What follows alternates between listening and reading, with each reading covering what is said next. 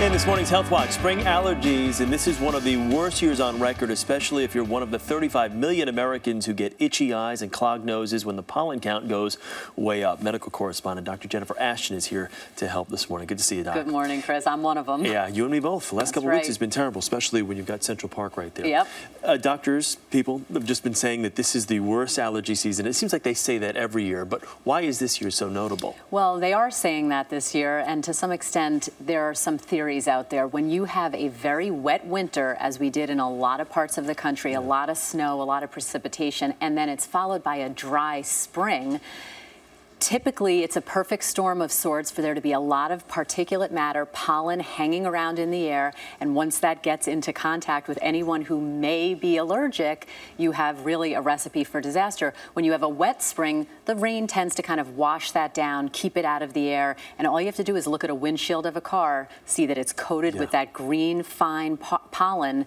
to see exactly what's circulating in the air. And if you watch any local newscasts in certain areas, you see the pie chart, the graphs, and it's like pollen counts up here. Extremely high. Where are some of the worst cities, though, where it's been really, really bad? Well, actually, there's a national association, the Asthma and Allergy Foundation, which actually tracks this. And if you look at a map of the country, it really is centered this year in the south and southeast. Leading the pack is Knoxville, Tennessee, followed by Louisville, Kentucky, Charlotte, North Carolina, then Jackson, Mississippi, and Chattanooga, Tennessee, all reporting very, very high allergy medications or prescriptions per patient. That's how they actually get a measure of this, but really anywhere in the country, people are suffering. Yeah, in terms of relief, though, well, I mean, what do you recommend? What are doctors recommending? Well, there's a couple of levels that you think about this, Chris. First of all, if it's severe, yes, you have to go to a doctor and go to the medication and prescription route, but there's a lot of things that you can do on your own, just starting with reducing your exposure. So obviously, you want to wash your hair and clothing well. Those are the things that come into contact with this pollen just when we step outside.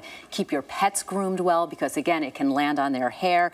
Keep your windows and doors closed as much as possible with that air conditioning on. That'll keep your home environment relatively pure. And lastly, when you do go outside, shield your eyes, sunglasses, so that it doesn't directly get into your eyes. Especially if you're running or if you're on a bike. Absolutely. All right, Doc. Good to see you. You Thanks bet, so much.